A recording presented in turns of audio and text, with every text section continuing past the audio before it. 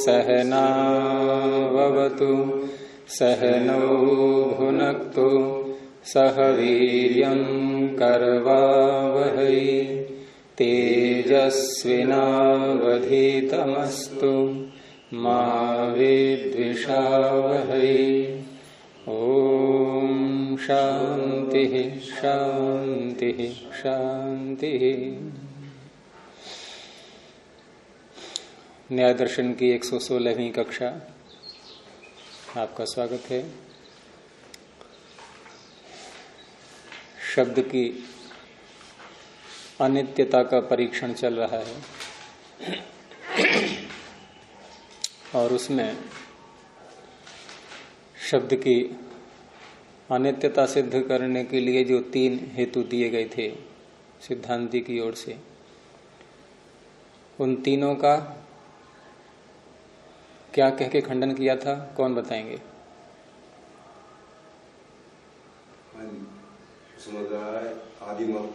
ये तो हेतु दिए थे, इनका खंडन क्या कह के किया? सूत्र नहीं याद किए लगता है, सूत्र बोला करो।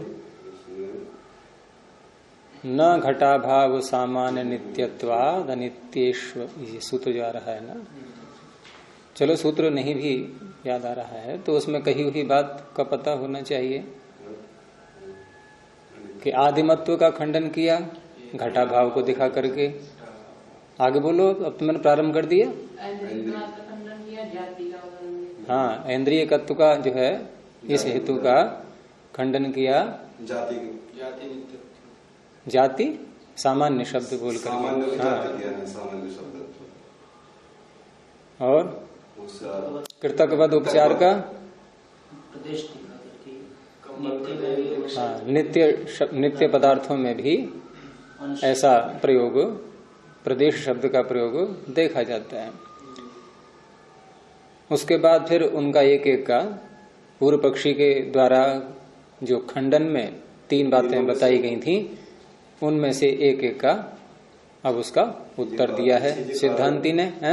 पीछे जो 3 कारण दिए थे, हाँ, पीछे 3 हेतु सिद्धांति ने दिए। पहले शब्द की तीसरा हेतु है, वो तीसरा हेतु, दूसरा तो ठीक है, कौन सा दूसरा? सिद्धांति का हाँ, कृतकवद सिद्धांति ने जो बोला उसमें शंका है आपको, या पूर्व पक्षी ने जो उसका खंडन किया है उसमें शंका है? मेरी बात समझें आप कि सिद्धांति ने जो कृतकवद उपचार हेतु दिया उसमें आपको शंका है, या पूर्व पक्षी ने कृतकवद उपचार का जो खंडन किया है उसमें आपको शंका है? पूर्व पक्षी ने जो खंडन किया है उसका, तो पूर्व पक्षी ने यह कहा कि सिद्धांति से कि आप तीव्र और मंद शब्द का जो प्रयोग कर रहे हैं और उसको कह करके आप शब्द की अनित्यता सिद्ध कर रहे हैं, और ये कह रहे हैं कि तीव्र और मंद शब्द, ऐसे शब्द या इस प्रकार के और भी शब्द जहां भी प्रयोग में आते हैं वो अनित्य पदार्थों को कहने के लिए आते हैं। तो पूर्व पक्षी कह रहा है कि ऐसा नहीं है, ऐसे भी शब्द होते हैं जो अनित्य पदार्थ को भी कहने के लिए प्रयोग में आते हैं, अनित्य पदार्थों में भी घटते हैं वो, और नित्य पदार्थों में भी घटते हैं। उसने अनित्य पदार्थों में घटा करके दिखाया प्रदेश शब्द को वृक्ष और कंबल में, कि वृक्ष का एक देश प्रदेश, कंबल का प्रदेश। तो कंबल का प्रदेश या वृक्ष का प्रदेश, यहाँ जो हम प्रदेश शब्द का प्रयोग कर रहे हैं ये अनित्य पदार्थों में प्रयोग कर रहे हैं। कंबल भी अनित्य है और वृक्ष भी अनित्य है, और इसी प्रदेश शब्द का प्रयोग पूर्व पक्षी ने नित्य पदार्थ में भी करके दिखाया कि आकाश का प्रदेश, आत्मा का प्रदेश। तो आकाश और आत्मा ये नित्य हैं, और नित्य में भी प्रदेश का प्रयोग हो रहा है। तो प्रदेश शब्द का प्रयोग नित्य में भी हो गया, अनित्य में भी हो गया। ऐसे ही अभी पूर्व पक्षी बोल रहा है, ऐसे ही मंद और तीव्र शब्द का प्रयोग अनित्य पदार्थों में अर्थात सुख और दुख आदि में यहां भी हो रहा है, और नित्य अर्थात शब्द यहां भी हो रहा है। वो शब्द को नित्य सिद्ध कर रहा है ना, कि आप सिद्धांति से कह रहा है कि आप मंद और तीव्र को दिखा करके, इनका प्रयोग करके आप ये कह रहे हैं कि शब्द अनित्य है, ऐसा नहीं, क्योंकि ये जो शब्द हैं इस प्रकार के ये नित्य और अनित्य दोनों में प्रयुक्त हो जाते हैं। तो हम यहां ये मान रहे हैं कि ये मंद और तीव्र जो शब्द के साथ में प्रयोग हो रहा है ये नित्य शब्द में प्रयोग हो रहा है, जैसे प्रदेश शब्द का प्रयोग आकाश और आत्मा में हो रहा है। अब बोलिए, ठीक है। अब जो उसने तीसरा हेतु दिया था, पूर्व पक्षी ने तीसरा जो खंडन किया था, तीसरे हेतु का, सिद्धांति के तीसरे हेतु का जो खंडन किया था, कौन सा था तीसरा हेतु उसका? नहीं, ये तो दूसरे का हो गया, ये तो ऐन्द्रियक का हो गया। ये ऐन्द्रियक का उत्तर दे दिया था, ये तो कल यहां तक हो गया था ना पाठ, 16वें सूत्र तक। ऐन्द्रियक जो हेतु दिया था उसमें उसने कहा, पूर्व पक्षी ने, कि संतान अनुमान विशेषणात्। सिद्धांति उसका उत्तर दे रहा है। सिद्धांति यहां पर पूर्व पक्षी के द्वारा जो खंडन किया गया है उनका क्रम से उत्तर दे रहा है। तो ये दूसरा जो खंडन किया था उसने ऐन्द्रियक हेतु का, उसका सिद्धांति ने यहां उत्तर दिया है कि यहां जो ऐन्द्रियक शब्द हमने प्रयोग किया है कि ऐन्द्रियक होने से इंद्रिय ग्राह्य, इंद्रिय प्रत्याशक्ति, श्रोत्र प्रत्याशक्ति जब होती है शब्द की, तब शब्द गृहीत होता है, ये कह करके उसने शब्द को अनित्य कहा सिद्धांति ने। पूर्व पक्षी ने क्या कहा कि ऐन्द्रियक अर्थात इंद्रिय ग्राह्य तो सामान्य भी है और सामान्य नित्य होता है, जाति नित्य होती है, और जाति नित्य होती है तो नित्य शब्द भी तो ये सामान्य भी तो ऐन्द्रियक है। तो जहां जो जो ऐन्द्रियक होता है वह अनित्य होता है, ये तो आपकी व्याप्ति नहीं बनेगी। इस तरह से उसने उसका खंडन किया। अब यहां सिद्धांत ये कह रहा है कि ऐन्द्रियक होने से शब्द अनित्य है। इसमें एक बात छिपी हुई है जो पीछे प्रकट नहीं की थी सिद्धांति ने, वो यहां बता रहे हैं अब कि हमारा तात्पर्य ये नहीं है कि जो जो ऐन्द्रियक होता है या ऐन्द्रियक होने से शब्द अनित्य है, ऐसा नहीं, अपितु इसमें आपको एक विशेषण और जोड़ना है।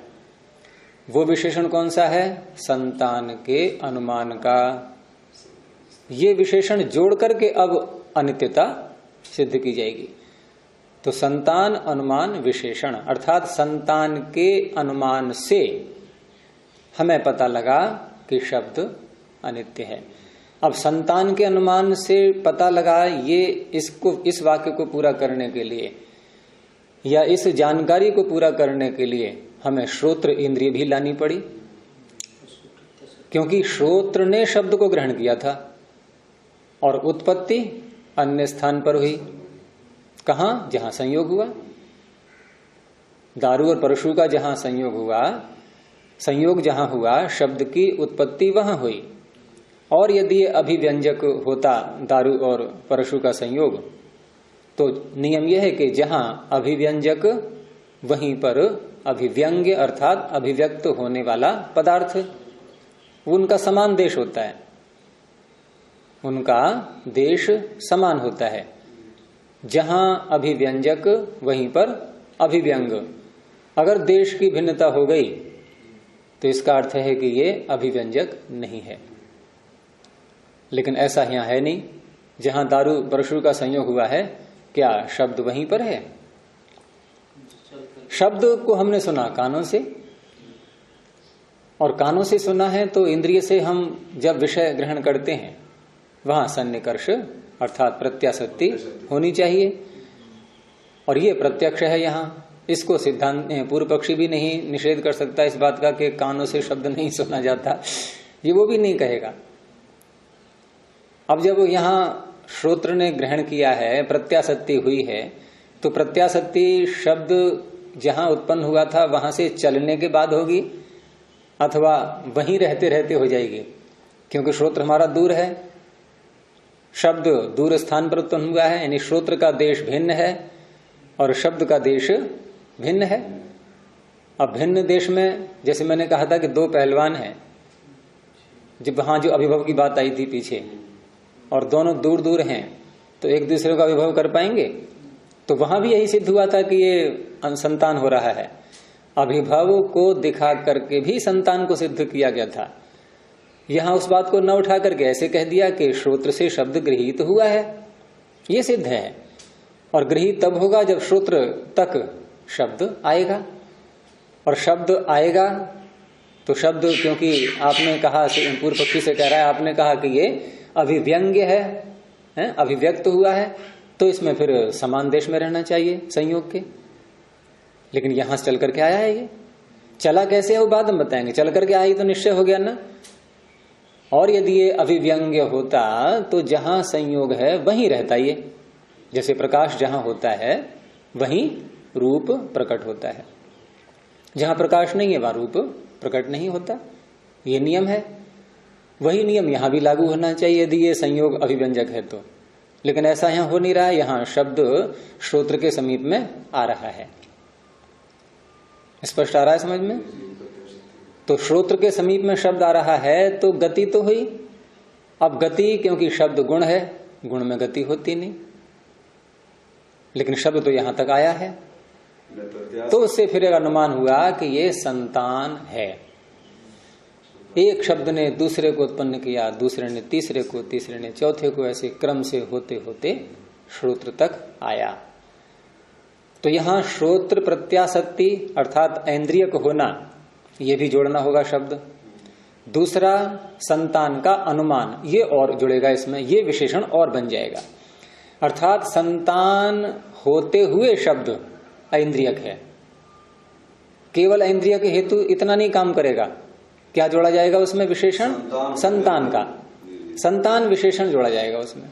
इन शब्द संतान होकर के ये ऐन्द्रियक बना, इसलिए अनित्य है। ठीक है। और सामान्य जो जाति में उसने खंडन किया था, सामान्य को ला करके, वहां संतान विशेषण नहीं है। ये दोनों में अंदर दिखाई दे गया नहीं? अब संतान अर्थात जाति, सामान्य जहां जाति का ज्ञान हो रहा है वहां संतान विशेषण नहीं जोड़ेंगे। जाति का ज्ञान आपको, जाति ने दूसरी को उत्पन्न किया, दूसरे ने तीसरे को, ऐसे नहीं हुआ है जाति का ज्ञान। ऐन्द्रियक तो है, ऐन्द्रियक तो सिद्धांति भी मान रहा है कि जाति का ज्ञान इंद्रिय से ही हुआ, लेकिन संतान विशेषण नहीं जोड़ेगा उसमें। अब सामान्य में और शब्द में क्या अंतर आ गया? दोनों इंद्रियक हैं, ये सिद्ध है। भेद क्या है? भेद है कि एक में संतान नहीं, एक में संतान है। तो संतान विशेषण को लेकर के अब सिद्धांति ने उत्तर दिया है। अब पूर्व पक्ष नहीं कह पाया कुछ भी इसके विषय में। फिर जैसे ऐन्द्रियक तो गुरुजी कान भी है, ऐन्द्रियक क्या है? कान ऐन्द्रियक है। इंद्रियक है, प्रत्याशक्ति जब होता है कान के साथ अगर प्रत्याशक्ति न हो शब्द सुनाई नहीं देता। उसी प्रकार क्या रहा है जो आंख अपने जो है ना, तो आंख में यहाँ प्रत्याशक्ति क्या? आंख के तो कोई प्रत्याशक्ति है ही नहीं। होती है रश्मि के साथ जो प्रत्याशक्ति है वो रश्मि को ही आप आंख मानो एक प्रकार से। जिस वस्तु के रूप को हम देखते हैं, जैसे आप मुझे देख रहे हैं, मैं आपको देख रहा हूं, तो जिस वस्तु को देखा जाता है, जो दृश्य है, और स्पष्ट करें जो रूप है, रूप जहां पर है वहां प्रकाश आना चाहिए। है नियम या नहीं है ये? अगर आपका चेहरा अंधकार से युक्त है, आपके चेहरे पर प्रकाश नहीं पड़ रहा है, तो मेरी आंखें देख पाएंगी? अंधेरे में रखी वस्तु क्या हम देख पाते हैं? अच्छा, तो क्या सिद्ध हुआ कि जिस वस्तु को देखा जा रहा है, जो रूप है, वहां प्रकाश होना चाहिए। वही प्रकाश अब वहां से किरणें निकल करके आपके चक्षु से टकराएंगी। तो यहां रश्मि बीच में कारण बन रही है, और रश्मियों ने उस प्रत्याशक्ति को संपन्न किया। यदि चक्षु से बीच में कोई आवरण आ जाए, मेरे रात के बीच में, तो आपसे जो रश्मि निकली, जो प्रकाश टकराया, आपसे टकरा करके रिफ्लेक्ट होता ही है, प्रकाश चारों ओर को जाता है। अब यहां जो मेरी तरफ आ रहा था, जो रश्मि आ रही थी, वहां बीच में यदि आवरण आ जाए तो नेत्र देख पाएंगे। इसका क्या अर्थ हुआ कि कोई चीज आ रही थी जिसको आवरण ने रोक दिया। क्योंकि रश्मि आ रही थी, इसका पता कैसे लगे? रश्मि दिख तो रही नहीं है, आते हुए रश्मि नहीं दिख रही, तो कैसे पता लगेगा? आवरण रख के देख लो, ये आगे सूत्र आएंगे ऐसे कि आवरणाद्यन उपलब्धिश्च। तो आवरण यदि सामने आ रहा है उससे पता लगा कि रश्मियां आती हैं। अब रश्मि आती हैं तो रश्मि चक्षु से टकराएंगे, यही प्रत्याशक्ति है। वहां रूप तो वहीं रहेगा, शब्द में थोड़ा अंतर है। शब्द जो है संतान के रूप में, यहाँ रूप संतान होकर के नेत्र तक नहीं आया, यहाँ रश्मि के माध्यम से, रश्मि से सन्निकर्ष हुआ है। वहां स्वयं शब्द है, रश्मि में उसमें संतान मांस नहीं, कोई प्रमाण नहीं है इसमें। रश्मि है, में तो रश्मि से संतान क्यों मानोगे? क्या रश्मि में गति नहीं होती है? रश्मि क्या है? ये फोटोन है, प्रकाश जो चलता है, ये अग्नि के कण ही हैं। लेकिन अग्नि वैसी नहीं जो आपको जला दे। अग्नि के धर्म आएंगे आपके वैशेषिक दर्शन में, तो उद्भूत अनुद्भूत, कोई धर्म उसका उद्भूत है और कोई धर्म अनुद्भूत है। जैसे ये ट्यूबलाइट है, मान लीजिए आप बीच में इसको छुएंगे तो ठंडी लगेगी या गर्म? साइड में तो ठीक है, गर्म है थोड़ी, बीच में नहीं है।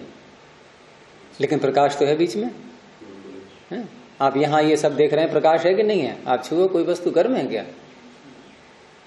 प्रकाश में, अग्नि में उष्णता होती है, धर्म है नहीं है? लेकिन यहां उष्णता नहीं है, नहीं, अनुद्भूत है, अनुद्भूत है।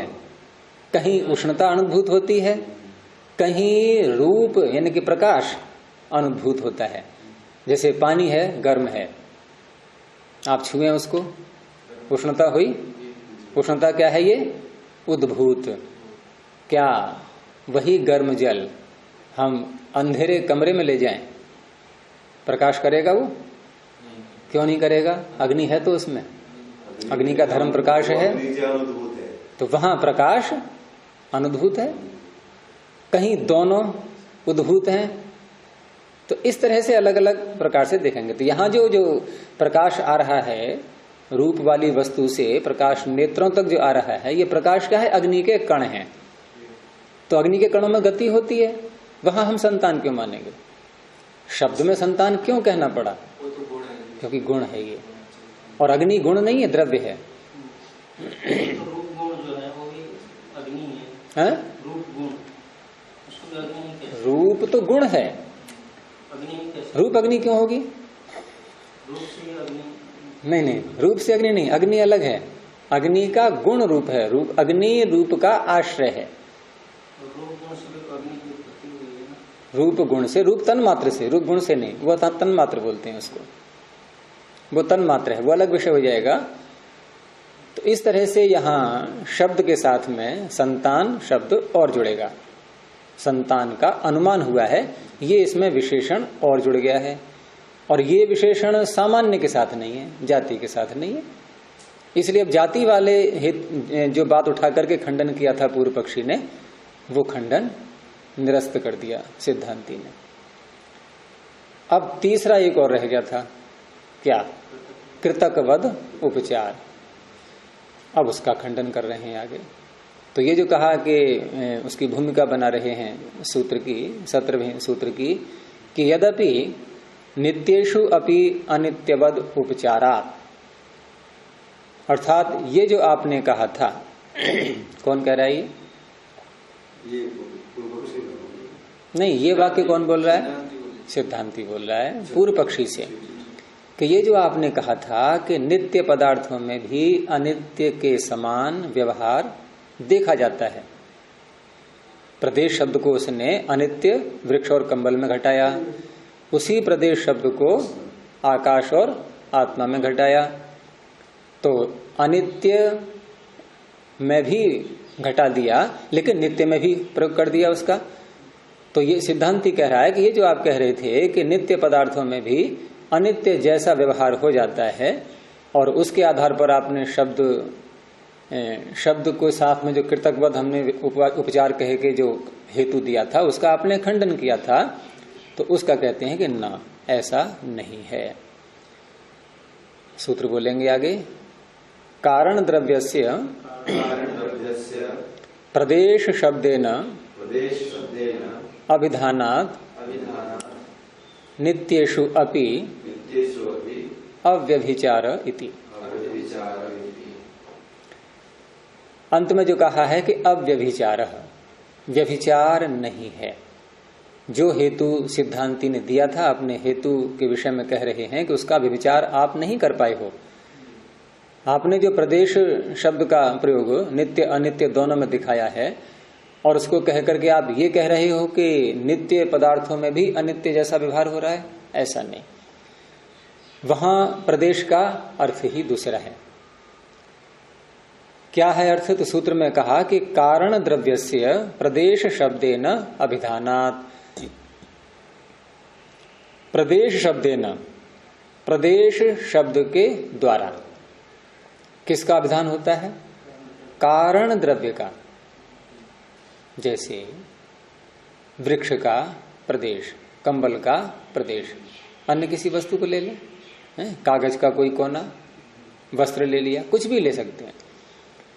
यहां जब हम कोई भाग किसी वस्तु का दिखाते हैं तो वहां प्रदेश शब्द का प्रयोग कारण द्रव्य में होता है।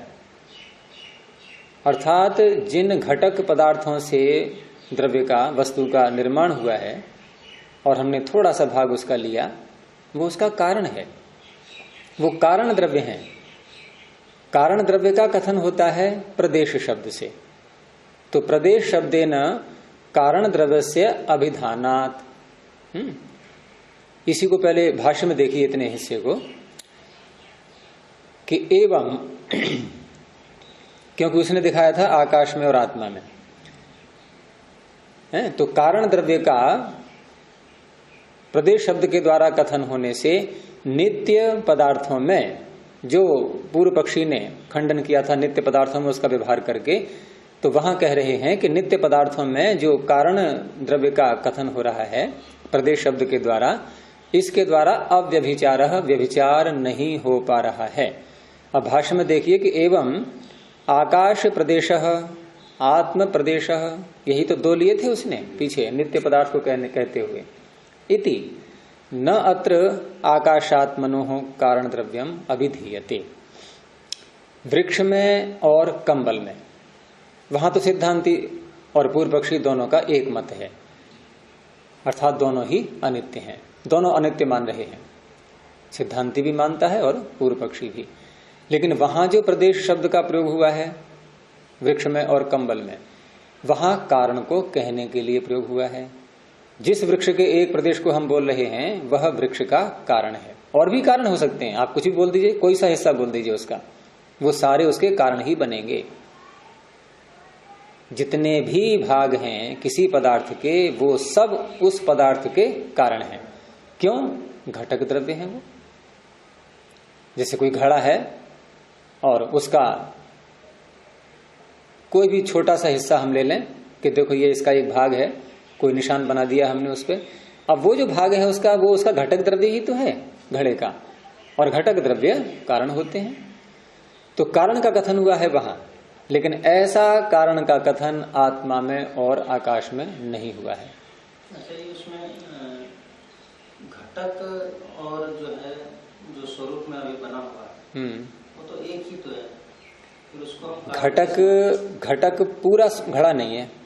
तुम एक वस्तु को ले लो, कोई उसके मतलब प्रदेश के जो घड़े के किसी एक भाग को, वस्त्र के एक कोने को हमने पकड़ा, इतना वस्त्र और ये वस्त्र है और एक पूरा वस्त्र, एक ही है। तो जो कोना है क्या पूरा वस्त्र है? वो नहीं है, लेकिन वस्त्र का घटक है। वस्त्र के स्वरूप के निर्माण में उस कोने का भी योगदान है कि नहीं है?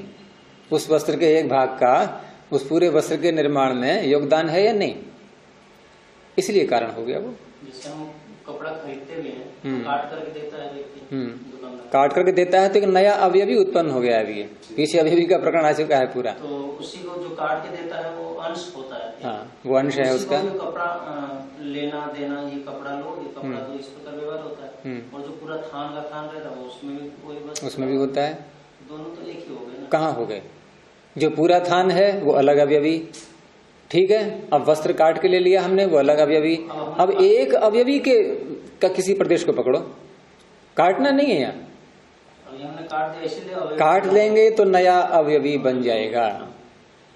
इसीलिए हमने घड़े को तोड़ा नहीं है। मैंने ये नहीं कहा था घड़े को तोड़ करके उसका एक ठीकरा उठा के हम कहेंगे देखो ये इसका एक प्रदेश है। किसका बोलेंगे हम? तो घड़ा तो है ही नहीं। अगर घड़ा बोल रहे हैं तो अवयवी है, बिना तोड़े उसको किसी एक प्रदेश को। जैसे हम कहें वृक्ष का प्रदेश है, वृक्ष काट करके नहीं बोल रहे हैं हम उसको कि वृक्ष का एक भाग है उसमें पक्षी ने घोंसला बना लिया, ऐसे बोलते हैं नहीं। तो वृक्ष है, वृक्ष अवयवी है।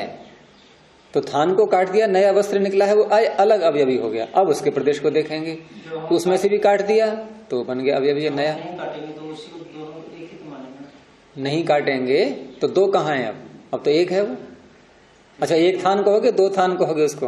हमारे दिमाग में दिमाग की बात छोड़ो, व्यवहार पे आ जाओ। दो थान है कि एक थान है वो? तो फिर एक शब्द किसके लिए प्रयोग में आता है? अवयवी को। पीछे आ चुका है। संख्या का प्रयोग ही तब होता है जब एक अवयवी हमने स्वीकार कर लिया।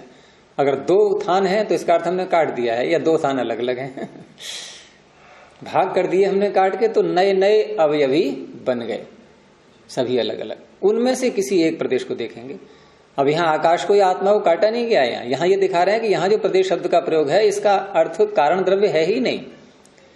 वृक्ष में और कंबल में वहां जो प्रदेश शब्द का प्रयोग हुआ है ये कारण अर्थ में हुआ है, और आत्मा में आकाश में जो प्रदेश शब्द का प्रयोग हुआ है ये कारण अर्थ में नहीं हुआ है। वही है वाक्य, देखो ये कह रहा था जैसे मिट्टी को हम कारण मानते हैं, लेकिन मिट्टी से बना हुआ जो घड़े का अंश है, मतलब पूरे घड़े का एक भाग, उसको हम कारण कैसे मान सकते हैं? कारण किसका कारण? पूरा घड़े का। घड़े का कारण, घड़े का कारण, घड़े का एक भाग। क्यों कारण क्यों नहीं है वो तो एक कार्य द्रव्य के अंतर्गत आ गया ना। जैसे कोई यंत्र बनाया, उसमें पुर्जे बहुत सारे लगाए, पहले अलग अलग थे सब, अब सारे पुर्जे उसमें लगा दिए, जिसको असेंबलिंग कहते हैं, वो कर दिया, निर्माण हो गया यंत्र का। अब यंत्र के निर्माण में हमने एक पुर्जे पर केंद्रित करके अपनी बात प्रारंभ की। अब वो एक पुर्जा, उसका एक टूल, वो उस पूरे यंत्र का घटक पदार्थ है या नहीं है? क्या उसका कारण है? नहीं है वो, उसी का कारण बोलते हैं। उसको कैसे कारण? तो अच्छा, उसको हटा दो वहां से, अब वो यंत्र एक अंश हट गया। हाँ, कारण द्रव्य में से एक थोड़ा सा हमने अंश, कारण द्रव्यों में से एक कारण को हमने निकाल लिया। कारण बहुत सारे होते हैं और सूक्ष्मता तक पहुंचेंगे तो एक एक सत्वर स्तंभ का कण, ये सारे ही कारण है उसके। लेकिन हमने उसमें से एक पुर्जे को हटा दिया, अब वो यंत्र उस रूप में नहीं रहेगा, वो चलेगा ही नहीं। तो इसी प्रकार से यहाँ पर भी घड़े में अगर किसी भी हिस्से को हम बोल रहे हैं, उसका एक प्रदेश कोई सा भी ले लें हम, ऊपर का नीचे का, तो उप घड़े के निर्माण में उसका योगदान है। कैसे नहीं है कारण वो? थोड़ा समझ में आया, जैसे पुस्तक है। हाँ ठीक है, कागज, ये तो जैसे पेड़ से बनता है ना कागज। पुस्तक किससे बनी है?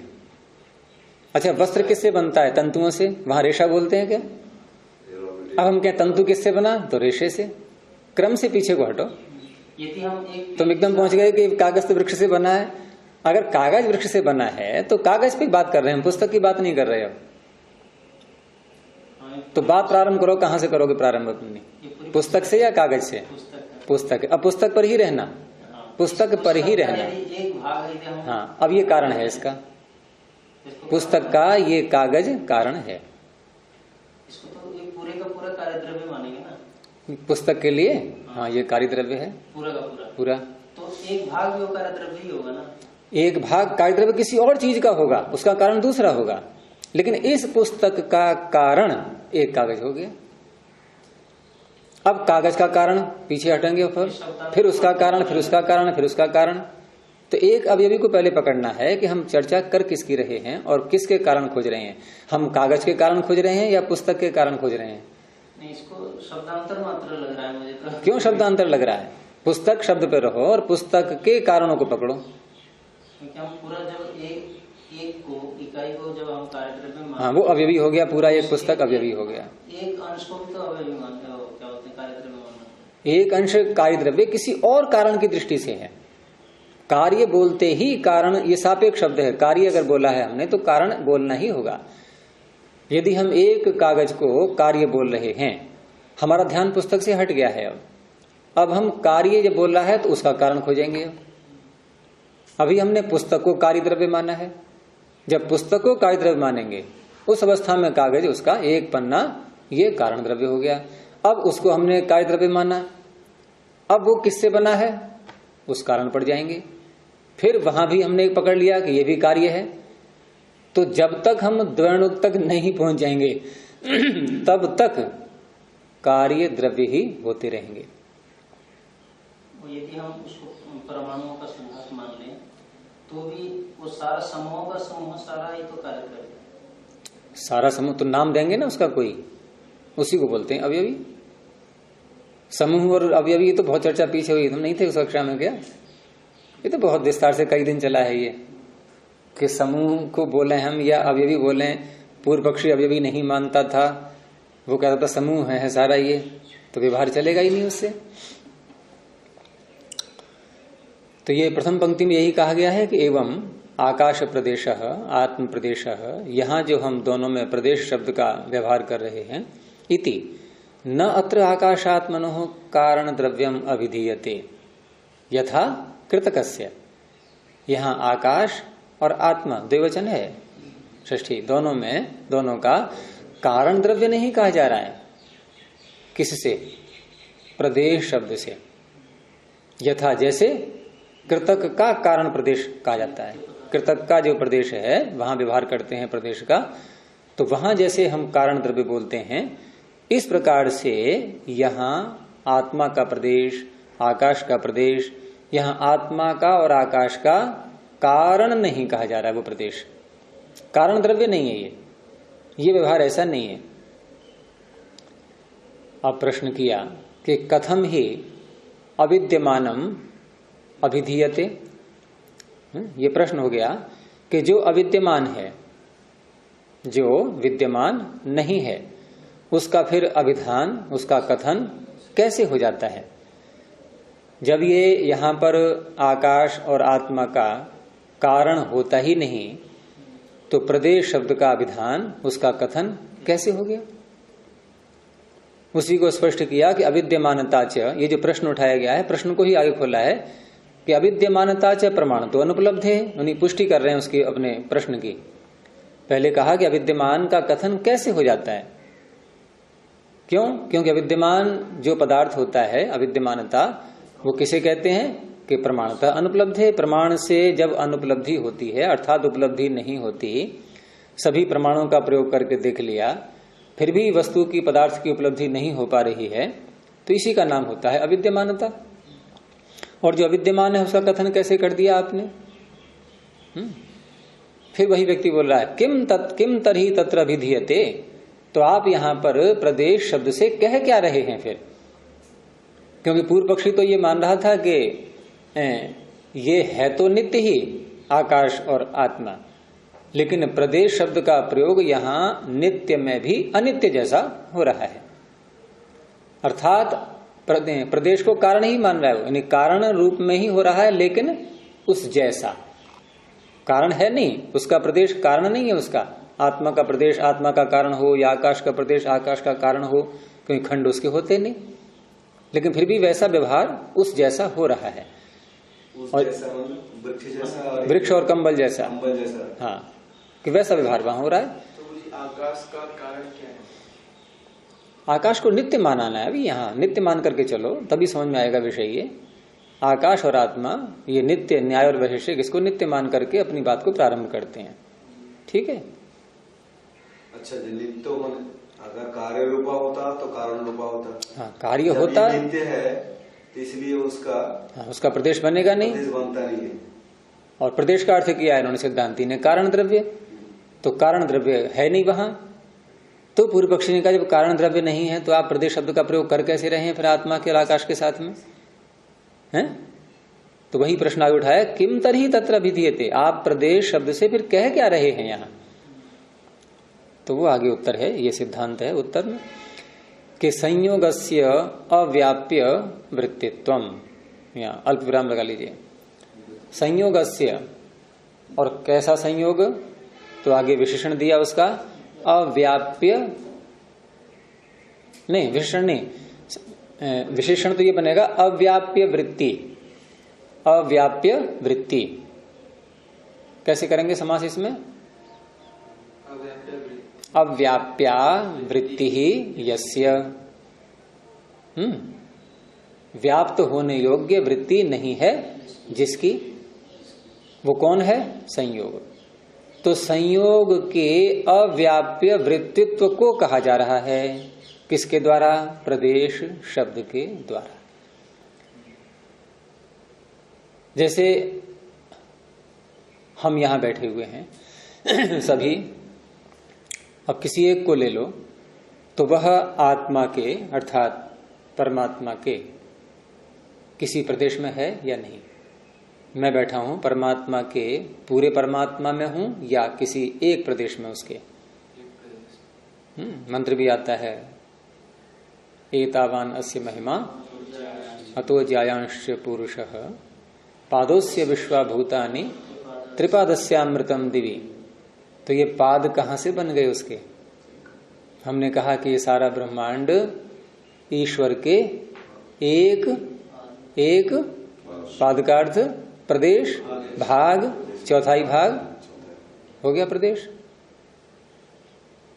ऐसे ही अपने को ले लें कि हम भी आत्मा के एक प्रदेश में हैं। अब यहां ये क्या अर्थ निकल रहा है इससे प्रदेश से? वो इन्होंने कहा कि यहां ये अर्थ निकल रहा है कि हमारा परमात्मा के साथ जो संयोग हुआ है, संयोग दो पदार्थों में होता ही है, हमारा परमात्मा के साथ जो संयोग है, ये संयोग अव्याप्य वृत्ति है। ये प्रदेश शब्द बता रहा है हमारा परमात्मा के साथ संयोग पूरे परमात्मा में नहीं है, व्याप्य नहीं। और ये अव्याप्य वृत्तित्व संयोग का ये कहां घटेगा? जहां एक, अर्थात यहां जो हम दिखा रहे हैं आकाश के आत्मा के साथ में, यहां जिस पदार्थ का हम संयोग दिखाएंगे वो एक देशी होना चाहिए। अगर दोनों सर्वदेशी हैं जैसे आकाश और आत्मा हैं, यहां ऐसा नहीं कहा जाएगा कि आकाश और आत्मा का, यानी आत्मा के एक प्रदेश में आकाश है, प्रदेश बोलेंगे वहां पर। अब आकाश भी उतना ही, आत्मा भी उतना ही। अब यहां प्रदेश का व्यवहार नहीं कर सकते, एक देशी पदार्थ को ला करके हम आत्मा के साथ बोल सकते हैं। तो पूरे में व्यापक हो रहा है तो एक देश में। जैसे कोई वस्त्र है, अब यहां हम एक सर्वव्यापक वस्तु नहीं ले रहे हैं, लेकिन पूरा वस्त्र हमने लिया और पूरा वस्त्र है सफेद। अब हम ये कह सकते हैं क्या कि ये सफेदी वस्त्र के प्रदेश में है? नहीं कह सकते ना, क्योंकि जितने में सफेदी उतना ही वस्त्र, बराबर हो गए ना दोनों। अब कोई दाग लगा हुआ है उस पर, कोई रंग हमने थोड़े छोटे हिस्से में कर दिया है, अब क्या कहेंगे? ये वस्त्र के प्रदेश में है। तो वो जो रंग है वो वस्त्र से छोटा हो गया ना। तो इस तरह से यहां दिखाया जा रहा है कि हम परमात्मा के एक प्रदेश में हैं, अर्थात हमारा परमात्मा के साथ संयोग कैसा है? अव्याप्य वृत्तित्व वाला है। अव्याप्य है ये व्यापक नहीं है संयोग। व्यापक कब होता? कि जितना बड़ा परमात्मा उतने ही बड़े हम, तब होता ये, ऐसा है नहीं। तो संयोगस्य अव्याप्य वृत्तित्वम, तो नित्य पदार्थों में जब भी प्रदेश शब्द का व्यवहार किया जाएगा तो वहां प्रदेश शब्द से क्या अर्थ निकलेगा कि ये जिस पदार्थ के साथ बताया जा रहा है, प्रदेश बताया जा रहा है कि हम अमुक प्रदेश में हैं या अन्य कोई वस्तु अमुक प्रदेश में है, तो वहां उस पदार्थ का, उस नित्य पदार्थ के साथ जो संयोग हुआ है वह संयोग अव्याप्य वृत्तित्व है, उसका अव्याप्य होना है, अर्थात पूरे में संयोग व्यापक नहीं है। ये बताने के लिए प्रदेश शब्द का प्रयोग होता है। और उसी को आगे स्पष्ट किया कि परिच्छिन्नेन द्रव्येण, जो द्रव्य परिच्छिन्न होता है, एक देशी होता है, परिच्छिन्न को ही एक देशी बोलते हैं। जिसकी सीमाएं काट दी गई, परिच्छिन्न हो गया, अंत है उसका, उसी को एक देशी बोलते हैं। हाँ, तो परिच्छिन्न द्रव्येण, एक देशी द्रव्य के साथ, सह के योग में तृतीया, परिच्छिन्न द्रव्येण आकाशस्य संयोगः, परिच्छिन्न द्रव्य के साथ जो आकाश का संयोग हुआ है, जिसका वर्णन किया जा रहा है, वह संयोग न आकाशम व्याप्नोति, वो पूरे आकाश को व्याप्त नहीं कर रहा है। इतना समझ में आ गया? तो नहीं कर रहा है पूरे आकाश को व्याप्त, यहाँ अल्पविराम लगा लीजिए, उसी को आगे खोला, हाँ, व्याप्नोति के आगे अल्पविराम, उसी को फिर स्पष्ट किया कि न आकाशम व्याप्नोति का तात्पर्य क्या निकला? उत्तर दिया अव्याप्य वर्तते। कौन? संयोग अव्याप्य, व्याप्त न होकर के है, व्यापक नहीं है। संयोग व्यापक नहीं है। किसका संयोग? जिस द्रव्य को हम ले रहे हैं, जिस द्रव्य के विषय में बता रहे हैं कि अमुक द्रव्य आकाश के अमुक प्रदेश में, किसी एक प्रदेश में है, तो उस द्रव्य का आकाश के साथ संयोग जो हो रहा है, वह संयोग उसका पूरे आकाश में उसकी व्यापकता नहीं है। अव्याप्य वर्तते इति। तद अस्य, यहां भी अल्पविराम लगा लीजिए इति के आगे, तद अस्य कृतकेन द्रव्येण सामान्यम, यही समानता, यह सामान्य का अर्थ समानता, यानी कृतक द्रव्य के साथ जो अनित्य पदार्थ होते हैं, कृतक का अर्थ अनित्य, जो अनित्य पदार्थ होते हैं, अनित्य पदार्थ के साथ तदस्य कृतकेन द्रव्येण सामान्यम न ही आमलकयोः संयोग आश्रयम व्याप्नोति। इतने को अलग कर लीजिए, तदस्य कृतकेन द्रव्येण सामान्यम, बस यही कृतक द्रव्य के साथ समानता है इसकी। अर्थात जो कंबल का और वृक्ष का प्रयोग करके वहां प्रदेश शब्द दिखाया था बोलते हुए, और वो कृतक पदार्थ थे, और उधर आकाश के और आत्मा के साथ भी प्रदेश शब्द का प्रयोग किया। अब इन दोनों में समानता किस रूप में आएगी? केवल प्रदेश शब्द का प्रयोग मात्र हो रहा है दोनों में, ये तो ठीक है, लेकिन वृक्ष में और कंबल में वहां प्रदेश शब्द का प्रयोग कारण द्रव्य को कहने के लिए हो रहा है। आत्मा में और आकाश में प्रदेश शब्द का प्रयोग संयोग की अव्यापकता को कहने के लिए हो रहा है। ठीक है? इसके मतलब कंबल में ये है, रूप में कंबल में, और इसमें दिया ना ये कंबल का प्रदेश, यहाँ का कंबल तो कार्य रूप है, तो उसके ये तंतु वगैरह ये कारण रूप है, तो इसकी यहाँ ये इस प्रकार से। और एक छोटा सा उदाहरण दिया कि न ही आमलकयोः संयोग आश्रयम व्याप्नोति, संयोग को दिखा रहे हैं कि संयोग की अव्याप्य वृत्तिता कैसे होती है। जैसे दो आंवले ले लिए, गोल गोल होते ही हैं, दो कंचे ले लो, ठोस वस्तु, तो दो आंवले ले लिए, अब दोनों को समीप में मिला करके रखा, दोनों का संयोग हो गया। अच्छा, अब ये दोनों का संयोग, ये अव्याप्य वृत्तिता है इसमें या व्याप्य वृत्तिता है? दोनों आंवले पूरे पूरे जुड़े हुए हैं एक दूसरे से, या छोटा सा भाग उनका जुड़ा हुआ है? छोटा सा भाग जुड़ा जुड़ता है तो इतना सब जुड़ा है, ये ऐसा है कि इतना थोड़ा सा जुड़ेगा, हाँ, जुड़ेगा, पूरा तो जुड़ेगा नहीं जुड़ा ना। ऐसे होता है संयोग की अव्याप्य वृत्तिता। संयोग को स्पष्ट कर रहे हैं कि संयोग जो है कैसे व्यापक नहीं होता है। यहां कहां है संयोग व्यापक? संयोग तो हुआ है, लेकिन संयोग छोटे छोटे से अंश का हुआ है दोनों का। जैसे दो कंचे ले लिए और दोनों को जोड़ा हमने, और ये बात आपकी दो परमाणुओं में भी घट जाएगी, क्योंकि परमाणु की परिभाषा क्या की गई है? नित्यम परिमंडलम। वैशेषिक दर्शन में कि जो नित्य पदार्थ होते हैं वो कैसे होते हैं? परिमंडलाकार, परिमंडल, गोल, बिल्कुल गेंद की तरह गोल। और दो गेंदें आप जोड़ो आपस में, जुड़ जाएंगी पूरी पूरी? पूरी पूरी नहीं जुड़ सकती, जितना टच हुआ उतना ही। तो दो परमाणु परिमंडल हैं, जुड़ जाएंगे पूरे हैं? वैसे तो केवल संपर्क हो सकता है, लेकिन अलग एक दूसरे के अंदर नहीं घुस। तो जो मैं कर रहा हूं वही तो कह रहे हो पुष्टि कर रहे हो ना उसकी कि पूरा संयोग नहीं हो सकता। मतलब अंदर घुस जाने को ये संयोग कहते हैं। तो और संयोग घुस जाने को कहते हैं, ये किसने कहा अभी? टच कर संयोग घुस जाने को कहते हैं, ये किसने कहा? और कैसे घुस जाएंगे? परमाणु नित्य माना गया है, अखंडनीय है, अभाज्य है, तो कैसे घुस जाएगा? अगर घुस गया तो इसका अर्थ वो तो खंडनीय हो गया।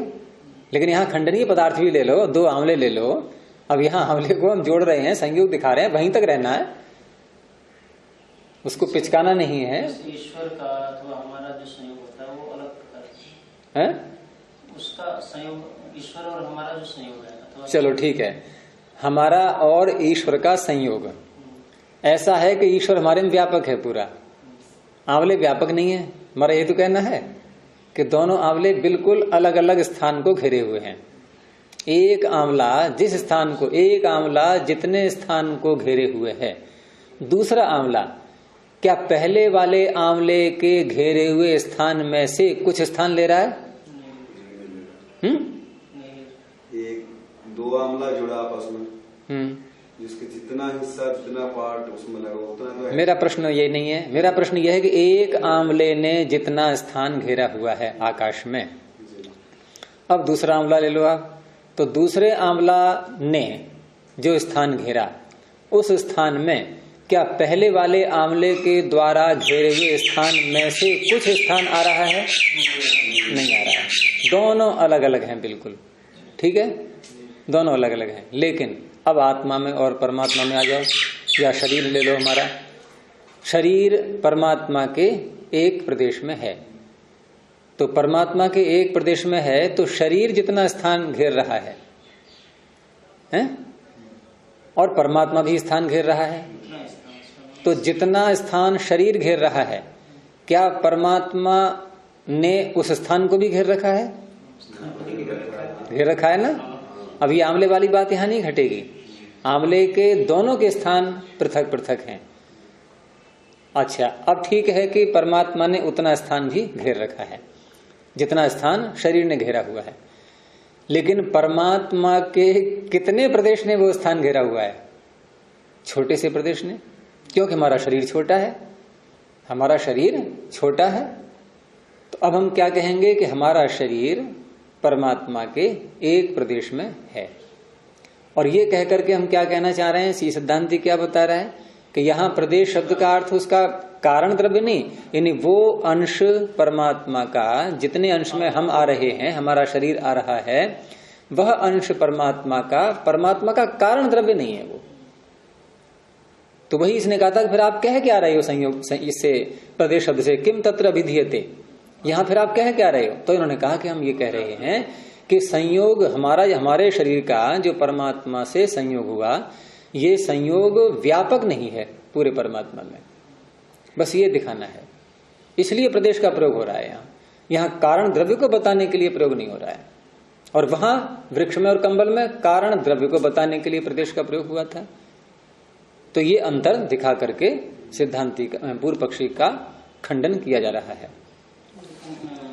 जड़ पदार्थों में और चेतन में थोड़ी व्यापकता का भेद तो हाँ है, भेद है, क्योंकि जड़ पदार्थ अर्थात जो सत्वर स्तंभ से बने हैं सारे पदार्थ, इनमें कोई भी किसी में प्रवेश नहीं करता। हम व्यवहार में बोल तो देते हैं कि जल में अग्नि प्रवेश कर गई, और मैंने ये विषय उठाया था एक बार पीछे कि जल में अग्नि प्रवेश कर गई, पात्र गर्म हो गया। अब पात्र गर्म हो गया तो पात्र की मोटाई क्या बढ़ गई गर्म होने से? जितना आयतन कोई एक पात्र, कोई लोहे का गोला, जितना आयतन घेरे हुए है, आयतन समझ में आ रहा है, आकाश का जितना भाग, जितना स्थान घेरे हुए है, अब उसको हमने अग्नि में लाल कर दिया, पूरा लाल हो रहा है। अगर काट भी दें उसको तो अंदर से भी लाल ही निकलेगा, इतना लाल हो रहा है पूरे का पूरा। तो पूरे में अग्नि आ गई, अग्नि प्रवेश कर गई या नहीं? अब अग्नि जो प्रवेश कर गई तो एक तो लोहा, लोहे के कण आप एक कल्पना कर लो कि 100 कणों से मिल करके लोहे का गोला बना। अब जितना स्थान घेरे हुए हैं लोहे के कण उतना ही तो घेरेंगे वो, और उस स्थान में दूसरी वस्तु आ नहीं सकती। और अगर आई है हम मान, क्योंकि यहां दिख रहा है अग्नि से लाल हो गया ये तो बिल्कुल ही, अर्थात अग्नि प्रवेश कर चुकी है इसमें, तो अग्नि के कण और उधर लोहे के 100 कण, अग्नि के भी आप 100 मान लो, क्योंकि उतनी में रूप में उतने ही हिस्से में अग्नि भी है। तो अग्नि के 100 कण और आए, ये 100 और 100 कितने हो गए? तो 200 जब कण आए तो 200 कणों का आयतन भी बढ़ जाना चाहिए, लेकिन लोहा तो उतना ही है। वो लोहे के गोले का आयतन तो ये थोड़ा थोड़ा क्या होता है जब 100 दोनों है तो जलाने के बाद में गर्म होने पर तो फैलता है। आप कहाँ पहुंच गए? फैलता का मतलब पिचकना नहीं होता है यहाँ, मैं ये नहीं कह रहा हूं। वो पिचकाना फैलना बोल रहे हो आप, कि कूटते हैं उसको, पिचकाते हैं, जो है लंबा कर लेते हैं, ऐसा कर लेते हैं, लेकिन कण तो उतने ही रहेंगे 100 के 100। आप गोल ही रखो उसको, मत पिचकाओ अभी, और लाल कर लो। क्या डबल हो गया है वो आकार में? नहीं हुआ। तो अग्नि के कणों ने स्थान कहां से लिया, फिर कैसे प्रवेश किया उसमें? उसके अंदर स्पेस पहले से था। हाँ, बस ये स्वीकार करना होगा। और स्वीकार करना होगा नहीं, वास्तविकता है ये, कि हम भले ही कह रहे हैं लोहा ठोस है, ये हम कितना ही कहते रहे ठोस है, क्योंकि कील नहीं घुस रही उसमें, हम गाड़ रहे हैं तो कील नहीं आ रही है, हम ठोस ही बोलेंगे उसको।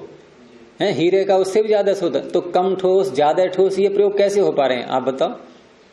हम किसी को कह रहे हैं कम ठोस है, घनत्व तो कम है, किसी में अधिक है, तो अधिक और कम ये क्यों बोल पा रहे हैं? स्पेस होता है अंदर ज्यादा तो घनत्व तो कम बोल देते हैं, विरलता आ जाती है।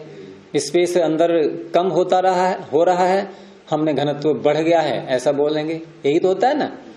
तो यहां भी जिसको हम लोहे का गोला बोल रहे हैं, इसमें भी स्पेस है, रिक्त स्थान है, और वहां अग्नि प्रवेश कर गई है। तो अग्नि लोहे में प्रवेश नहीं किया, अग्नि ने प्रवेश करके अपना स्थान अलग बनाया है। जैसे किसी रेलवे के कंपार्टमेंट में पूरी भीड़ हो रही है, यात्री चढ़ नहीं पा रहे हैं, लेकिन एक व्यक्ति प्रयास करके और घुसता गया अंदर पहुंच गया। अब जो अंदर पहुंचा है वो जितने लोग पहले से थे उसमें, उन्होंने जितना स्थान घेर रखा था उसी स्थान में है वो, या अलग स्थान बनाया है उसने अपना? है क्या किसी के शरीर में घुस गया है वो? उसने अपना स्थान अलग बनाया है। अब अलग बनाया है तो क्या अर्थ हुआ? स्थान था तभी तो मिला उसको अलग से, जबकि हम कह रहे कि ठस भरा हुआ है डिब्बा, जगह ही नहीं है उसमें, लेकिन वो कैसे घुस गया फिर? अर्थात कुछ स्थान था। अब हम इतना ठूस दें उसको, एक भी व्यक्ति अब पैर भी नहीं रख सकता है कहीं अंदर, अब नहीं है स्थान तो नहीं घुस पा रहा है कोई। यदि कोई घुसने में समर्थ हो गया तो क्या सिद्ध हुआ? इससे स्थान था। ऐसे ही अग्नि भी, अब क्योंकि परमात्मा ने निर्माण रचना ऐसी ही की है लोहे की कि वहां स्पेस रखा है और रखता रहेगा, क्योंकि नियम परमात्मा के सृष्टि के प्रारंभ से लेकर के अंत तक एक जैसे रहते हैं। वो नियम ऐसा ही रहेगा सदा, और उस नियम के आधार पर हम लोहा गर्म कर पाते हैं। ठीक है ना? अगर वो नियम ना होता तो लोहा गर्म ही नहीं होता। तो इस तरह से अग्नि के लिए स्थान वहां मिलने के लिए, पानी में भी ऐसा ही, सब सर्वत्र ऐसा ही है। हम कहना क्या चाह रहे हैं कि कोई भी कण दूसरे कण में प्रवेश नहीं करता है, वो अपना स्थान अलग बनाता है। लेकिन परमात्मा और आत्मा, यहां अंतर है। परमात्मा आत्मा क्या, सारी वस्तुएं ले लो आप, पूरा ब्रह्मांड, कि यहां हमारा शरीर परमात्मा के अंदर कोई नया स्थान नहीं बना रहा है। परमात्मा जिस स्थान में है वहीं पर हम हैं, इसलिए हम कहते हैं परमात्मा व्यापक है। जैसे रसगुल्ला होता है, रसगुल्ला को चाशनी आ गई उसमें, उसको जब दबा देते हैं तो उसका आकार जो छोटा हो जाता है। ठीक है, हाँ, तो ये ज्यादा स्थूल चीजें हैं, क्योंकि हमने दोनों पार्थिव, दोनों द्रव्य ऐसे ले लिए स्थूल ही हैं। जो जल है वो भी स्थूल है एक प्रकार से अग्नि की दृष्टि से, अग्नि अधिक सूक्ष्म है। दोनों मिलकर के अधिक जगह घेर लेते हैं। हाँ, अधिक जगह घेरेंगे, और जब हम दबा देते हैं तो हाँ, क्योंकि दोनों स्थूल रूप में आ रहे हैं अभी। ये तो हम उसको दबा नहीं पाते हैं लोहे को, इसलिए कह रहे हैं। हाँ, नहीं, ऐसे कह लो, ऐसे कह सकते हैं। अब मान लो कोई ऐसा यंत्र बन जाएगा जो लोहे को भी दबा दे तो अग्नि बाहर निकल पड़ेगी उसमें से, फिर अगर स्पेस खत्म कर दें हम मैंने बताया था ना एक बार कि वैज्ञानिकों ने यहां तक परीक्षण कर लिया है कि ये सारी पृथ्वी, पूरा ग्लोब जितना भी है ये, कितना है इसका आयतन? आयतन कितना है इसका पूरी पृथ्वी का? व्यास तो इसका है 12,500 किलोमीटर लगभग। तो जो भी आयतन है, अगर इसमें से सारा खाली स्थान, स्पेस निकाल दिया जाए, कल्पना की है एक, तो ये ग्लोब, इसका आकार जिसका हमने व्यास देखा कि 12,500 किलोमीटर, ये पूरा ग्लोब एक फुटबॉल बराबर बन जाएगा अगर सारा आकाश से निकाल दिया जाए तो। अब आप देखो कितना आकाश है फिर इसमें। हाँ, तो लगेगा ऐसा ही जब तक हम सूक्ष्मता में प्रवेश नहीं करेंगे, क्योंकि उन्होंने एक इलेक्ट्रॉन, प्रोटॉन, न्यूट्रॉन जो सारा बनता है मिलकर के उससे एक तत्व, उसकी खोज की उन्होंने और देखा कि प्रोटॉन से इलेक्ट्रॉन कितनी दूरी पर है, कितनी दूरी जाकर के वो चक्कर काट रहा है, कितनी दूरी पर, और उस पूरे को हमने एक अणु कह दिया, सारा मिला करके, इलेक्ट्रॉन, प्रोटॉन, न्यूट्रॉन सबको मिला करके एक अणु कह दिया। तो एक अणु की संरचना में प्रोटॉन से इलेक्ट्रॉन कितनी दूरी पर जा रहा है, अब उस दूरी को कम किया जाए। ऐसे ही यहां पर सारा, अब इस सारे अणुओं से मिलकर के पूरी पृथ्वी बनी हुई है। तो जैसे एक अणु में इतनी इतनी दूरी पर ये सारे तत्व घूम रहे हैं, तो कितना स्थान खाली है, एक अणु के अंदर कितना स्थान खाली है, उस अनुपात को देख करके उन्होंने पता लगाया कि सारी पृथ्वी में इतना स्पेस हो सकता है, और सारा निकाल दें तो इतना हो जाएगा। और फिर लोहे में और हीरे में तो मानते ही हैं कि हीरे में घनत्व कम होता है, तभी तो हीरा लोहे को काट पाता है? वहां घनत्व कम है, क्योंकि भारी हल्की वस्तु, अब लकड़ी ले ली हमने, अब लकड़ी हल्की है, उतना ही आकार का हम लोहा ले लें, वो भारी है, क्यों है? उसमें घनत्व कम है, लकड़ी में अधिक है। और लकड़ी के अधिक है तो सामान्य रूप से कोई वस्तु प्रवेश कर जाएगी उसमें, जैसे कील ठोंक देते हैं लकड़ी में हम, तो अधिक लोहे में होता है। हाँ, लोहे में लकड़ी से अधिक हो गया है ना। तो अधिक और कम होना ये क्या बता रहा है? इसमें स्पेस कम है, इसमें स्पेस अधिक है, इसमें और अधिक है, इसमें और अधिक है। अब रुई ले ली हमने या स्पंज ले लिया, और ज्यादा स्पेस है उसमें, और वहां हम दबा के देख भी लेते हैं परीक्षण करके, लोहे को दबा पाएंगे ऐसा? वो हमारी सामर्थ्य से बाहर की बात है। तो इस तरह से कोई भी तत्व किसी में प्रवेश नहीं करता है। ये बात केवल परमात्मा में घटेगी, क्योंकि वो सबसे सूक्ष्म है और वो व्यापक है। चलिए आगे। तो कृतकेन द्रव्येण सामान्य न ही आमलकयोः संयोग आश्रयम व्याप्नोति। दो आमलों का संयोग ये अपने आश्रय को, कौन है आश्रय उनका? संयोग का आश्रय कौन है? संयोग का आश्रय कौन है? आमले। संयोग दो में होता है हमेशा, तो दोनों द्रव्य आश्रय कहलाएंगे संयोग के। तो संयोग का आश्रय आमले हैं, उन आमलों को वह संयोग व्याप्त नहीं कर रहा है। तो इस तरह से अब निष्कर्ष निकाला कि सामान्य कृता च भक्ति ही आकाशस्य प्रदेशः इति अल्पविराम। आकाशस्य प्रदेशः, आकाश का प्रदेश, ये जो प्रयोग किया ये कैसा है? सामान्य कृता च भक्ति ही, ये सामान्य कृता भक्ति है। भक्ति माने गौण, भाक्त प्रयोग है ये औपचारिक प्रयोग है। ये कंबल और वृक्ष के समान वहां जो हमने प्रदेश का प्रयोग किया वैसा नहीं है, ये वहां मुख्य प्रयोग है, यहाँ भाक्त प्रयोग है। यहाँ सामान्य वाली जाति नहीं है ना? है नहीं, यहाँ समान रूप से, यहाँ समान रूप से कोई सामान्य कृता च भक्ति ही, सामान्य रूप से यहाँ पर ये भक्ति है, अर्थात भाक्त प्रयोग है। आकाशस्य प्रदेशः इति अनेन आत्म प्रदेशो व्याख्यातः। अब क्यों इन्होंने आकाश का दृष्टांत दिया था, तो आत्मा रह गया था बोलने से, कहा ऐसे ही आत्मा को समझ लेना, इसी प्रकार से आत्मा को जान लेना चाहिए। वहां पर भी संयोग की अव्याप्तित्व, संयोग का अव्याप्तित्व ही दिखाया जाएगा यदि प्रदेश शब्द का प्रयोग करेंगे तो। और बोला आगे उसमें शब्द में ला रहे हैं अब कि संयोग वच्य शब्द बुद्ध्यादि नाम अव्याप्य वृत्तित्वम। ऐसे ही संयोगवत, संयोग वाला कौन कौन? शब्द भी संयोग वाला होता है, बुद्धि आदि भी संयोग वाले होते हैं। अब शब्द का भी संयोग हो रहा है किसके साथ? आकाश के साथ। शब्द का संयोग आकाश के साथ हो रहा है। अब यहां आकाश के साथ संयोग हो रहा है तो ये भी अव्याप्य वृत्तित्व है इसमें, ये भी अव्याप्य है, ये भी अव्याप्य वृत्ति वाला है। क्या कहीं कोई शब्द उत्पन्न हुआ उसका संयोग पूरे आकाश में हो जाएगा? तो कैसा है ये? अव्याप्य वृत्ति है, ये भी व्यापक नहीं है। ऐसे ही बुद्धि को लिया, ज्ञान को। अब ये जो वाक्य आ रहा है आगे, ये बुद्धि से जोड़ा गया इन्होंने, क्योंकि शब्द आकाश और आत्मा दो बातें थी पीछे कही थी इन्होंने। तो आकाश के साथ तो शब्द को बोला इन्होंने, शब्द का संयोग आकाश के साथ में व्याप्य वृत्ति वाला नहीं है। और बुद्धि का संयोग आत्मा के साथ ये भी व्याप्य वृत्ति वाला नहीं है। क्या अर्थ निकला इससे? आत्मा, ये आत्मा हम जीवात्मा, तो जीवात्मा में ज्ञान कहाँ है? बुद्धि कहाँ है? बुद्धि का अर्थ ज्ञान। यहाँ ज्ञान का अधिकरण, ज्ञान का आश्रय कौन है? आत्मा।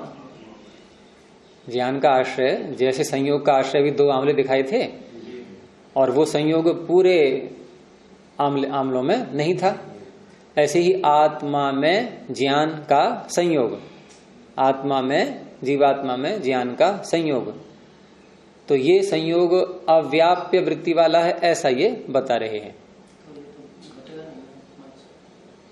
हाँ, तो इसीलिए मैं सावधान कर रहा हूं कि ये कोई सैद्धांतिक वाक्य नहीं है। यहाँ ये विषय को समाप्त कर रहे हैं इसलिए, क्योंकि ये विषय आगे उठेगा अभी। ये आगे जो है न्याय दर्शन में ये निकाल कर देखो। अच्छा, ये 400 पृष्ठ निकालना है इसमें।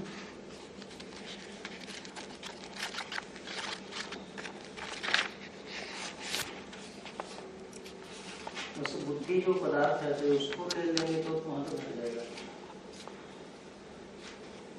ये 400 पृष्ठ के जो नीचे की पंक्ति है ना, ये कि तत्र कश्चित सन्निकर्षस्य अयौगपद्यम उपपादयिष्यन् आह है। अब यहां जाकर के जो अगला सूत्र बोला गया है कि ज्ञान समवेतात्म प्रदेश सन्निकर्षात मनसः स्मृत्युत्पत्तिर न युगपत उत्पत्ति ही। जहां जहां भी ज्ञान है आत्मा के अंदर, आत्म प्रदेश में, वहां जिस जिस ज्ञान पर जाकर के आत्मा मन का सन्निकर्ष होता है वहां स्मृति उत्पन्न होती है। क्या अर्थ होगा? तो ये विषय आगे चलेगा अभी बहुत विस्तार से, इसको वहीं देखेंगे, इसको वहीं है नहीं, ये तो चलेगा। पूर्व पक्ष उत्तर पक्ष यहाँ ऐसे विषय उठाए जाएंगे, मैंने दिखाया प्रकरण यहाँ पर आगे चल करके आएगा ये। तो यहाँ जो हमारा वाक्य आया हुआ है ये दूसरे अध्याय में जो चल रहा है, अभी जो पाठ चल रहा है वहां पर, तो यहाँ जो बुद्धि को दिखाया गया है कि ये अव्याप्य वृत्तिता है, इसमें आत्मा के साथ में संयोग की अव्याप्य वृत्तिता है, पूरे आत्मा में ज्ञान नहीं है। ये अभी इसको केवल एक तात्कालिक उत्तर मानते हुए चलो, अभी इसको सिद्धांत पक्ष नहीं मानना है। हाँ, अच्छा, यदि हम बुद्धि नाम पदार्थ ले लेते हैं जिससे हम निर्णय आदि करते हैं, बुद्धि ज्ञान को कहेंगे यहाँ पर, बुद्धि उपलब्धि ज्ञानम इति अनर्थांतरम, वही अर्थ लेना है। पदार्थ को लेते हैं तब तो ये अव्याप्त वृत्ति। पदार्थ तो सारे होते हैं, किसी का नाम बोलो और ये कहो देखो ये पदार्थ नहीं है। ज्ञान को भी हम ज्ञान को गुण रूप में लेते हैं ना। पदार्थ का अर्थ क्या होता है? पदार्थ का अर्थ क्या होता है? समास करो, समास करो पदार्थ का पहले। पदस्य अर्थः पदार्थ। पद किसे कहते हैं? शब्द। अब कोई वस्तु बोलो, नाम बोलो, बुद्धि बोलो, ज्ञान बोलो, बोलो कुछ भी। ज्ञान ये पद है, पद है या नहीं है? इसका कोई अर्थ है? वाच्य वाचक का संबंध है, शब्दार्थ है। बस यही है पदार्थ का अर्थ। पदार्थ का अर्थ द्रव्य नहीं होता है, पदार्थ का अर्थ है पद का अर्थ, यानी कि शब्द जो हमने बोला निरर्थक नहीं है। वो जो शब्द हमने बोला वह निरर्थक नहीं है, उसका कोई अर्थ है, इसे कहते हैं पदार्थ।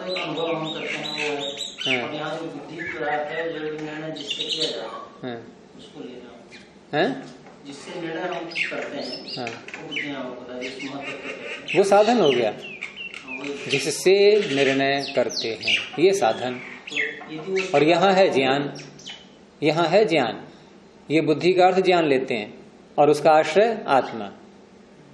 तो वहां ये कह करके इन्होंने उत्तर दिया है कि वो ज्ञान आत्मा के एक प्रदेश में है, कोई एक ज्ञान, दूसरा ज्ञान दूसरे प्रदेश में, तीसरा ज्ञान तीसरे प्रदेश में। और जिस ज्ञान को कहेंगे वो उसमें जो संयोग हुआ है आत्मा के साथ उस ज्ञान का, ये अव्याप्य वृत्ति वाला है। तो इस तरह से इसको अभी ऐसा ही रहने दो, अभी आगे जब खूब विस्तार आ जाए फिर कोई शंका बचे तब उठाएंगे उस विषय के लिए। तो अंत में कहा फिर ऐसे ही समापन कर रहे हैं अब कि परीक्षिता च तीव्र मंदता शब्द तत्वम न भक्ति कृता इति।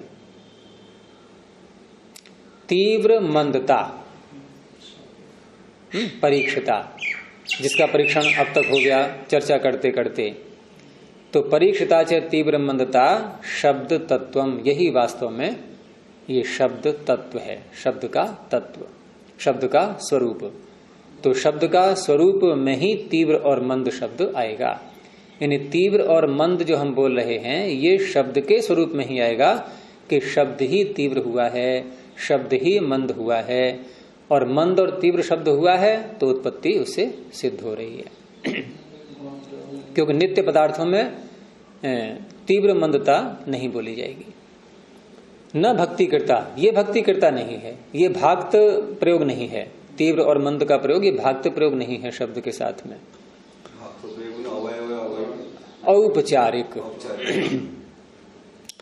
अब पूर्व पक्षी कह रहा है कि जब ये इतनी सारी बातें आपको कहनी पड़ी, आप तो टीकाकार हैं, आप तो भाष्यकार हैं, और आपने जब इतना स्पष्ट किया है तो ये बात खुल पाई है। ये तो सूत्रकार को कहना चाहिए था, उन्होंने क्यों नहीं खोला इस विषय को? ये तो आप कह रहे हो। जैसे कोई किसी की बात बता रहा हो और जिसकी बात बता रहा है उससे अतिरिक्त उसने कुछ और बताया, तो उससे कहेंगे नहीं तो आपका कथन है, आप जिसके विषय में बता रहे हो उसने क्यों नहीं कहा आपसे ऐसा? तो वही प्रश्न आगे आया, कस्मात् पुनः सूत्रकारस्य अस्मिन् अर्थे सूत्रम न श्रूयते इति। इन सारी बातों को कहने के लिए सूत्रकार का सूत्र क्यों नहीं सुनाई दे रहा है? उन्होंने क्यों नहीं बोला है? हाँ, इस अर्थ में सूत्र क्यों नहीं है सूत्रकार का? ये तो आप कह रहे हो ना अपनी ओर से। तो कहा कि शीलम इदम भगवतः सूत्रकारस्य, ये सूत्रकार का स्वभाव है। शीलम इदम भगवतः सूत्रकारस्य, सम्मान का शब्द बोल रहे हैं, ऐश्वर्यशाली है। ऐश्वर्य क्या होता है? ज्ञान है। ज्ञानी जो सूत्रकार हैं हमारे, ये उनका स्वभाव है। क्या स्वभाव है? कि बहुषु अधिकरणेषु द्वौ पक्षौ न व्यवस्थापयति। यहाँ द्वौ पक्षों में एक पाठ भेद भी सुदर्शन जी ने दिया हुआ है, स्वपक्षम। द्वौ पक्षों के स्थान पर स्वपक्षम, उसको भी ले सकते हैं, वो ज्यादा संगत बैठ जाएगा। तो बहुषु अधिकरणेषु, बहुत सारे विषयों में सूत्रकार अपने पक्ष को नहीं बोलते हैं। अपने पक्ष की स्थापना है एक पक्ष को बता देने से, हाँ, और दो पक्षों को कहेंगे हम तब भी वही बात होगी। दोनों पक्षों को नहीं बोलते, एक को बोलते हैं। किसको? दूसरे वाले को, अपने को नहीं बोलते। वहां भी यही तात्पर्य निकालना है, इसलिए पाठभेद में स्वपक्षम दिया हुआ है। तो अपने पक्ष को व्यवस्थापित नहीं करते हैं। वो क्यों नहीं करते हैं? प्रश्न उठेगा, यहां अल्पविराम लगा लीजिए। व्यवस्थापयति है, क्यों नहीं करते? कि तत्र शास्त्र सिद्धांतात तत्वावधारणम प्रतिपत्तुम अर्हति इति मन्यते। अर्हति क्रिया कर्ता में है ना ये, तो कर्ता कौन होगा इसका? पढ़ने वाला। पढ़ने वाला योग्य हो जाता है किस बात में?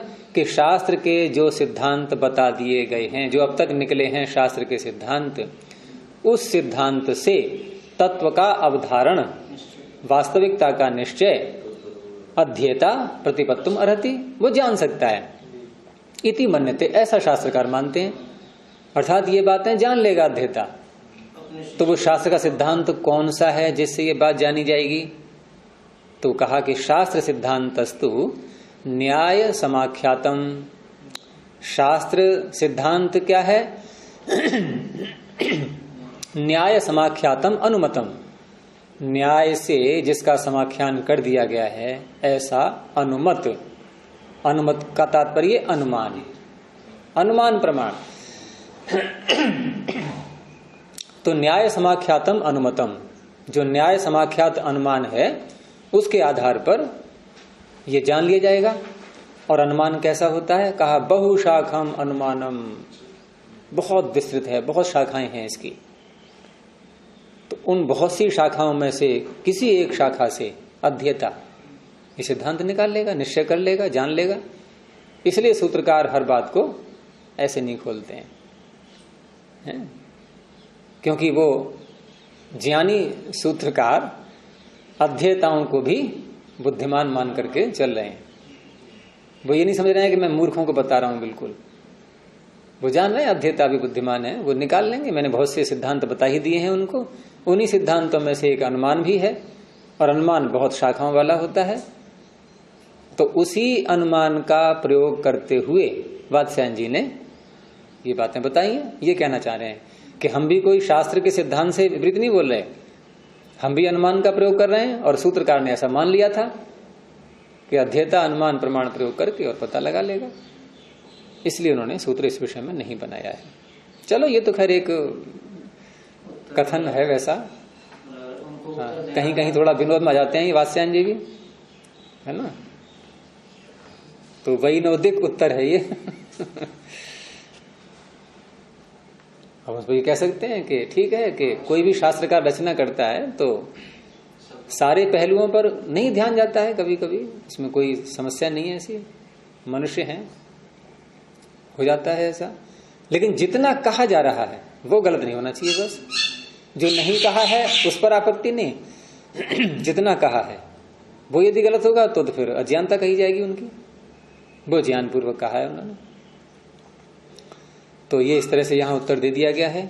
अब सिद्धांती कुछ और भी कहेगा पूर्व पक्षी से इस बात पर कि ये जो विषय उठाया गया था शब्द की अनित्यता का, और सिद्धांत पूर्व पक्षी ने कहा कि नित्य है शब्द ये, तो ये जो नित्य शब्द का विषय पूर्व पक्षी ने उठाया था, इसके उठाने में उसकी पृष्ठभूमि क्या रही है ये उससे कहलवाएंगे, और फिर आगे और भी समाधान करेंगे उसका, ये कल देखेंगे।